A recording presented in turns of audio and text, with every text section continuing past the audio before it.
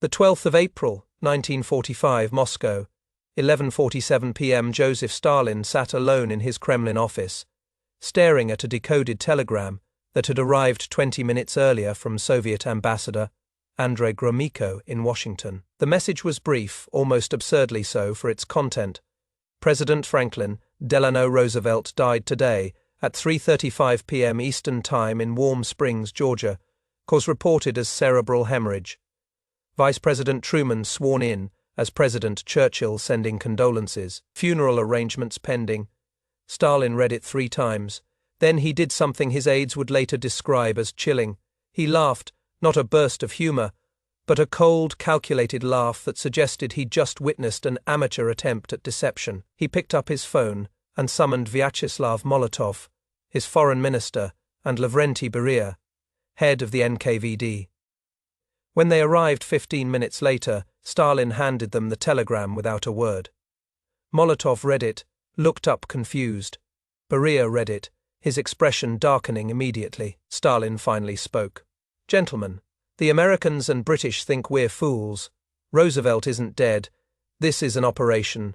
The question is what kind." What followed over the next 72 hours was one of the most bizarre episodes of World War II, a cascade of Soviet paranoia, intelligence failures, and genuine confusion that revealed just how deeply Stalin distrusted his wartime allies. And the terrible irony was that Stalin's suspicions weren't entirely irrational, given the context of April 1945 and the secret negotiations he'd just discovered. To understand Stalin's reaction, you need to understand what had been happening in the weeks before Roosevelt's death. The war in Europe was ending. Soviet forces were closing in on Berlin from the east. American and British forces were advancing rapidly from the west. Victory was weeks away, maybe days. But beneath the surface of Allied cooperation, tensions were escalating dangerously, and Stalin knew things his allies thought were secret. In early March 1945, Nazi SS General Karl Wolff had initiated secret surrender negotiations with American intelligence officer Alan Dulles in Switzerland. The discussions, codenamed Operation Sunrise, explored the possibility of German forces in Italy surrendering to American and British forces exclusively without Soviet participation. The negotiations were conducted without Soviet knowledge initially. When Stalin's intelligence network discovered them in late March, he was furious. Stalin sent a blistering message to Roosevelt on the 29th of March, accusing the Americans and British of negotiating behind the Soviet Union's back, arranging a separate peace that would allow German forces to stop fighting in the West while continuing to resist Soviet advances in the East. Roosevelt's response denied any wrongdoing, but Stalin wasn't satisfied. He sent another message on the 3rd of April, even more aggressive, essentially calling Roosevelt a liar. Roosevelt's reply on the 5th of April was uncharacteristically harsh. He wrote that Stalin's accusations were vile misrepresentations and that he deeply resented the implication that American commanders would mislead their Soviet allies. It was the closest Roosevelt and Stalin came to an open break during the entire war. The exchange revealed that beneath the public displays of Allied unity, fundamental distrust was poisoning the relationship. Stalin was receiving intelligence reports that painted an even darker picture. His spies reported that Churchill was advocating for Anglo-American forces to race to Berlin before Soviet troops arrived, not for military reasons but to strengthen the West's bargaining position in post-war negotiations. Stalin's intelligence suggested that discussions were occurring at high levels about whether to continue cooperation with the Soviet Union after Germany's defeat, or to pivot immediately to containing Soviet expansion. Most alarmingly, Stalin's paranoia was fed by reports, partially accurate, that some American and British military planners were exploring worst-case scenarios involving conflict with the Soviet Union. Plans like Operation Unthinkable, Churchill's hypothetical proposal for attacking Soviet forces in July 1945, were still highly classified. But Stalin's intelligence services had picked up hints that such thinking existed at senior levels. Into this atmosphere of suspicion and barely concealed hostility came the news of Roosevelt's death, and Stalin's first instinct was that it was fake. a deception operation designed to achieve some strategic objective he hadn't yet identified. Beria immediately began outlining Stalin's concerns. Comrade Stalin, if this is genuine, the implications are significant. Truman is unknown. We have no relationship with him. Roosevelt was manageable. Truman could be more hostile to Soviet interests. Stalin interrupted. Exactly, which is why this might not be genuine. Think about the timing. We're days from taking Berlin. The Americans are advancing rapidly. Suddenly Roosevelt, who has been ill but stable, conveniently dies. And we're supposed to accept this at face value. Molotov, always more cautious, raised an objection. But Comrade Stalin, our embassy staff will be able to confirm. The Americans cannot fake a presidential death. There will be public mourning, a funeral, too many witnesses. Stalin's response revealed the depth of his paranoia, can't they? What if Roosevelt has been incapacitated? What if he has had a stroke and cannot function, but they need to maintain the illusion of his authority during these final weeks of the war? They announce his death, install Truman, but Roosevelt's actually alive, just unable to govern. Or what if this is preparation for a policy shift? They want to take a harder line against us, but they can't do it with Roosevelt because he is committed to cooperation. So they stage his death, bring in Truman, and suddenly American policy can change dramatically with a convenient explanation. Beria added another possibility. Or it is a deception to make us lower our guard. They announce Roosevelt is dead. We relax our vigilance thinking, the Americans are distracted by succession, and they use that window to grab Berlin or make a separate peace with Germany. Stalin ordered immediate actions. Beria, I want full intelligence reports. Everything our networks know about Roosevelt's actual location and condition. I want surveillance on American embassy personnel. Are they genuinely grieving or performing Molotov? Delay our official response. No condolences yet. Tell Gromyko to investigate thoroughly before we commit to accepting this story. Over the next 24 hours, the Soviet intelligence apparatus went into overdrive, trying to determine if Roosevelt was actually dead. The results were confused and contradictory, feeding Stalin's suspicions rather than resolving them. Soviet agents in Washington reported that the White House appeared to be in genuine mourning. Staff were crying. Flags were at half-mast, but Stalin noted these could be staged. Actors could cry. Flags could be lowered. The absence of hard evidence was itself suspicious. Soviet intelligence had no agents in Warm Springs, Georgia, where Roosevelt allegedly died. They had to rely on American news reports and embassy observations. But the sequence of events as reported seemed questionable to paranoid analysis. Roosevelt had been at Warm Springs for a vacation. He was reportedly sitting for a portrait when he suddenly complained of a terrible headache and collapsed. He died a few hours later. To Stalin, this narrative seemed almost theatrically convenient. A sudden death, in a remote location, witnessed by a small number of people, with immediate cremation being discussed. Perfect conditions for faking a death if that was your objective. Beria's NKVD produced an analysis that highlighted suspicious elements. Roosevelt had been ill, yes, but recent reports suggested he was stable. His last appearance had been at Yalta in February, where Soviet observers noted he looked terrible but was mentally sharp. Sudden death from cerebral hemorrhage was medically plausible, but also conveniently untraceable if you wanted to fake it. The NKVD report noted that the Americans could simply claim hemorrhage, move Roosevelt to a secure location, and no one could prove otherwise without access to the body. Stalin ordered Gromyko to request Soviet medical observers be allowed to examine Roosevelt's body.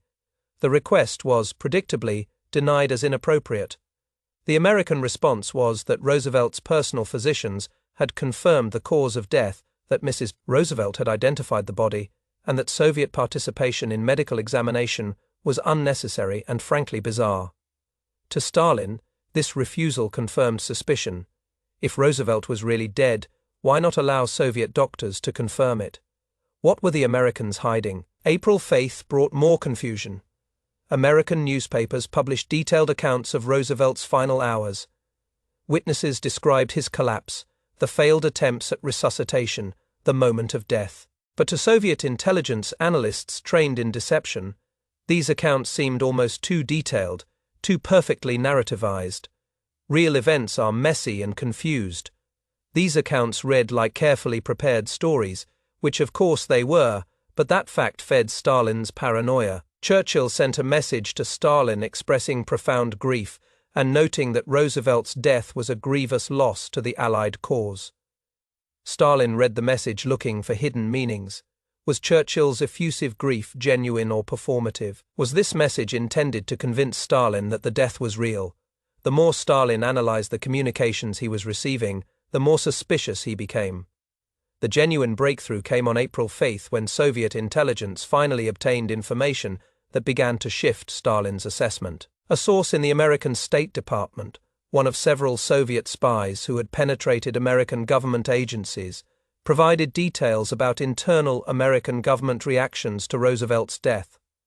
The source reported genuine shock and confusion among American officials, particularly regarding Truman's lack of preparation. Truman reportedly knew almost nothing about critical wartime programs, including the atomic bomb project. American officials were scrambling to brief the new president on situations Roosevelt had kept closely held. This information was harder to dismiss as staged. If Roosevelt's death was a deception operation, surely they would have prepared Truman better. The chaos in the American government suggested genuine unexpected succession, not carefully planned transfer. Various analysts noted that faking this level of confusion would require hundreds of American officials to be actors, which seemed impractical even for an elaborate deception. Additional confirmation came from an unexpected source: the Germans. Soviet intelligence intercepted German communications, expressing genuine surprise and some hope that Roosevelt's death might fracture the Allied coalition. German analysis suggested they believed the death was real and might provide an opening for splitting the Allies. If the Germans, who had every incentive to understand American intentions, accepted Roosevelt's death as genuine, perhaps it was. But Stalin still wasn't fully convinced. On April 5, 3 days after Roosevelt's death, Stalin finally authorized Molotov to send official condolences. But the message was notably cold and brief compared to the effusive statements coming from other world leaders. Stalin's condolence message praised Roosevelt's contribution to the Allied war effort, but conspicuously avoided personal warmth or expressions of genuine grief. It read like an obligation fulfilled rather than sincere mourning. Behind closed doors, Stalin was sharing his evolving assessment with his inner circle. Perhaps Roosevelt is actually dead. The evidence is accumulating, but the timing remains suspicious. And even if he is dead, we must assume the Americans will use this transition to change their policies toward us. Truman is an unknown. He may be more hostile. We need to accelerate our operations in Europe before the Americans decide they want to fight us instead of the Germans. This paranoia had real consequences. Stalin ordered Soviet forces to accelerate their assault on Berlin regardless of casualties. He was determined to capture the German capital before American forces could arrive, partly for strategic reasons, but also because he suspected the Americans might be planning to race for Berlin themselves, as part of some larger plan that Roosevelt's death was meant to facilitate. Stalin also ordered increased surveillance of American and British forces in Germany. He wanted to know immediately if Western forces changed their advance patterns or if there were any signs they were preparing for conflict with Soviet forces. The level of suspicion was so high that local Soviet commanders were reporting routine Allied movements as potentially hostile preparations. The full absurdity of Stalin's suspicions became apparent at Roosevelt's funeral on April 5. Gromyko attended as Soviet representative and sent detailed reports back to Moscow describing the ceremony, the genuine grief displayed by American officials and citizens, Eleanor Roosevelt's obvious devastation, and Truman's solemn demeanor. The funeral was broadcast on radio and covered extensively by newspapers, with photographs of the casket, the mourners, and the burial at Roosevelt's Hyde Park estate. Gromyko's report emphasized that unless the Americans had staged the most elaborate deception in history, involving thousands of participants and multiple public events, Roosevelt was definitely dead. Stalin read the report and finally, grudgingly, accepted reality. But even then, his acceptance was qualified. In a meeting with his advisers on April 5, Stalin said, "Roosevelt is dead. This appears genuine. But the question remains, was it natural, or did the Americans remove him because he was too cooperative with us? Either way, we now face an American government that may be more hostile. We must secure our position in Europe immediately." This last suspicion, that Roosevelt might have been assassinated by American hardliners who opposed cooperation with the Soviet Union, was actually shared by some in the West. Though for different reasons, some American conservatives had viewed Roosevelt as too accommodating to Stalin at Yalta. But there was zero evidence of foul play. Roosevelt had been seriously ill for months. His personal physician, Admiral Ross McIntyre, had been managing severe cardiovascular disease. Multiple witnesses confirmed he had been deteriorating physically, even as he tried to maintain his schedule. His death, while sudden, was entirely consistent with his medical condition. But Stalin's worldview made natural explanations difficult to accept. In Stalin's experience, leaders didn't just die at convenient moments. They were removed by rivals or enemies. The idea that Roosevelt simply had a stroke and died seemed almost naive. Surely there must be some conspiracy, some hidden explanation that made sense of the timing. The real tragedy was that Roosevelt's death came just weeks before Germany's final surrender and the end of the war in Europe. Roosevelt had invested enormous personal effort in maintaining the Allied coalition and planning for post-war cooperation. His relationship with Stalin, while never warm, had been functional. Roosevelt believed he could manage Stalin through personal diplomacy, finding compromises that would preserve peace after the war. Truman had no such relationship and no such illusions. His first meeting with Molotov on April 3rd, less than 2 weeks after becoming president, was confrontational.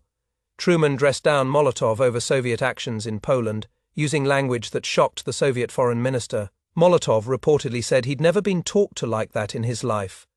Truman snapped back that if he followed agreements, he wouldn't be talked to like that. This was exactly what Stalin had feared. The American government, whether through Roosevelt's death or using it as cover, was adopting a harder line toward the Soviet Union. Stalin's paranoid suspicions seemed confirmed, not because Roosevelt's death was fake or a conspiracy, but because it removed the one American leader Stalin believed he could negotiate with and replaced him with someone who had no investment in the wartime relationship. The irony was that Stalin's suspicions, while wrong about Roosevelt's death being staged, weren't entirely irrational given the context. The Western Allies were negotiating behind Stalin's back in Switzerland. Churchill was advocating for tougher stances toward Soviet expansion. American military planners were developing contingencies for confrontation. Roosevelt's death didn't cause these tensions, but it removed a moderating influence that might have managed them. By late April, Stalin had fully accepted that Roosevelt was dead, but he remained convinced that American policy was shifting against Soviet interests. He accelerated Soviet consolidation of control in Eastern Europe, viewing it as necessary defense against Western intentions. The Americans, meanwhile, interpreted Soviet actions as aggressive expansion, confirming that cooperation was impossible. The mutual suspicion spiraled into the Cold War. Looking back, Stalin's initial reaction to Roosevelt's death reveals the pathological distrust that poisoned Allied relations even before the war ended. Roosevelt wasn't killed by conspiracy, American or otherwise. He died because he was a old man with severe cardiovascular disease who had worked himself to exhaustion, leading America through depression and war. It was tragedy, not conspiracy. But Stalin's worldview couldn't process events that straightforward. There had to be deception, had to be hidden motives, had to be schemes within schemes. The day Franklin Roosevelt died, Stalin thought it was an Allied trick. He was wrong, but his suspicions set in motion Soviet actions that helped transform wartime alliance into Cold War confrontation. If Roosevelt had lived another few months, would the post-war settlement have been different? Would his personal diplomacy have prevented the Iron Curtain from descending across Europe? We'll never know, but we do know that his death and Stalin's paranoid reaction to it marked the beginning of the end of Allied cooperation and the start of a confrontation that would define global politics for the next few years.